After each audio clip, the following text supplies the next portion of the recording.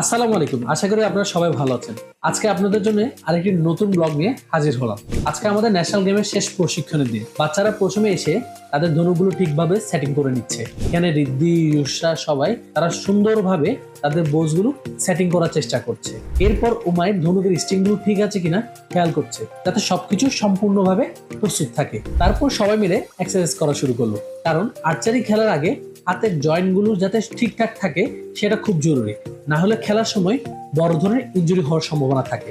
এরপর ইউসা, সুজা, উমায়েররা মিলে বোর্ডগুলো সুন্দরভাবে সেটিং করার চেষ্টা করছে।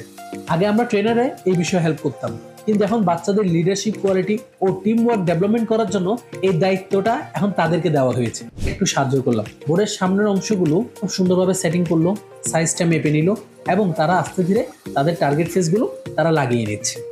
খুব সুন্দরভাবে তারা টার্গেট ফেসগুলো সেটিং করে নিল। এরপর হচ্ছে মেজারমেন্টের ব্যাপার।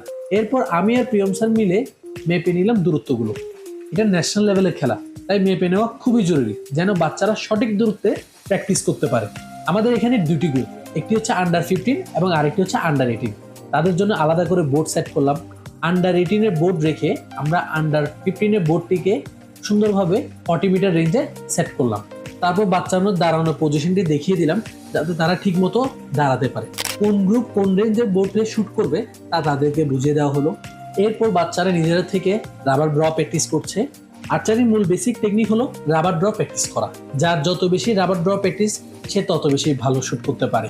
শুটিং এর আগে বাচ্চাদেরকে কিছু টিপস দেওয়া হলো, যাতে তারা পাওয়ারফুল শট দিতে পারে এবং অ্যারোগুলো যাতে মাটিতে না পড়ে যায়। এরপর তারা ধনুক নিয়ে শর্ট রেঞ্জে প্র্যাকটিস করছে। খুব সুন্দরভাবে মনোযোগ সহকারে তারা মাশাআল্লাহ শর্ট রেঞ্জের প্র্যাকটিস গুলো করছে, যাতে তাদের রিলিজ এবং বেসিক গুলো যাতে ঠিক থাকে।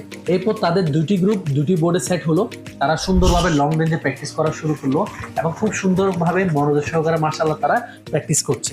এখানে আন্ডার 15 ক্যাটাগরির মধ্যে আজকে রিদ্ধি খুব মাশাআল্লাহ ভালোই খেলছে। তার শুটিং গুলো খুবই অ্যাকুরেট ছিল এবং তার অ্যাভারেজ স্কোর 8, 7 এবং 10 ছিল।